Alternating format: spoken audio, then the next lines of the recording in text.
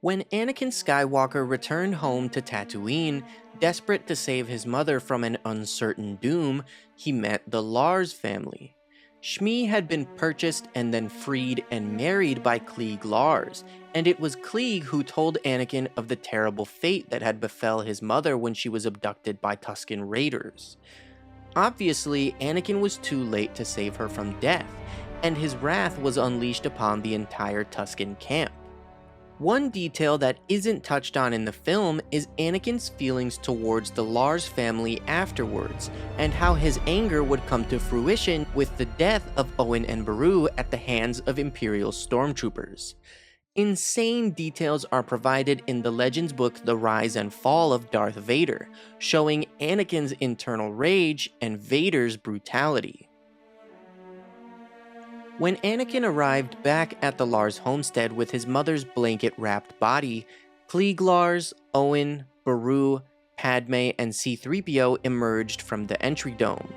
They watched in silence as he lifted his dead mother from the bike and carried her toward the dome's doorway. Anakin was in no mood to talk, and he had reconsidered his assessment that the Lars family was made up of good people. Anakin asked himself what was the advantage of being good if you were weak. His grim, scowling expression locked on to Klieg Lars, who lowered his gaze. Anakin angrily thought that perhaps Klieg was wishing he hadn't given up on Shmi so soon. Without breaking stride, he redirected his glare to Owen and Beru.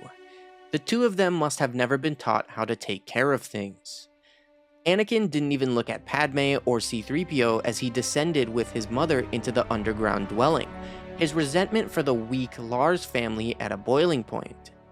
That rage that he felt and the blame he cast upon them would resurface again, as Darth Vader and the Empire pursued the stolen Death Star plans on Tatooine. After meeting with Imperial leaders aboard the Death Star, Vader was informed that he had an incoming transmission from the Tatooine system. He had already been notified that Commander Praji's stormtrooper squad had learned that the Tantive 4's missing escape pod had carried 2 droids to Tatooine's surface, and that the droids had been picked up by a Jawa sandcrawler. Vader walked over to a communications console, where a holoprojector flickered to life and projected an image of 2 fully armed Imperial sandtroopers standing beside a middle-aged man and woman, who wore robes and were kneeling on the ground. Near the 4 figures, there was a partial view of a structure, which Vader recognized as an entry dome for a desert dwelling.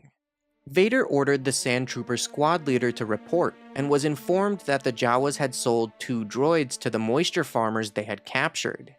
Intrigued, Vader examined the holograms of the kneeling couple and asked for their names. The Sandtrooper responded that they were Owen and Beru Lars. The resolution of their holograms was clear enough that he could make out their worn, weathered features. Neither of them appeared to be comfortable having blaster rifles aimed at their backs. Remembering how they'd looked on the day Anakin Skywalker had met them, Vader thought that the years and Tatooine's twin sons had not been kind to them. He resolved that it was time for them to pay for their repeated weaknesses. When the Sandtrooper asked for Vader's orders, the Dark Lord replied that they could extend to the farmers every courtesy they had showed the Jawas, and then continue their search in the nearby spaceports. He also commanded that the troopers not stop transmitting until he broke the connection himself. Vader watched as the Sandtroopers carried out his brutal orders on their helpless victims, executing Owen and Beru with their blasters and then burning their bodies with flamethrowers. He found the sight of the rising flames, even holograms of flames burning light years away, to be most satisfying. When the Lars family homestead had been transformed into an inferno and Vader was pleased, he deactivated the holoprojector and left the room. So honestly, this is just an insane detail that adds some incredible weight to Owen and Beru's death, as well as Luke's story in the original trilogy. It brings up the question as to if Luke ever found out that Vader was directly responsible for having Owen and Beru killed. Would Luke have been able to forgive his father for that too? How would that information have changed things if Luke found out during the original trilogy?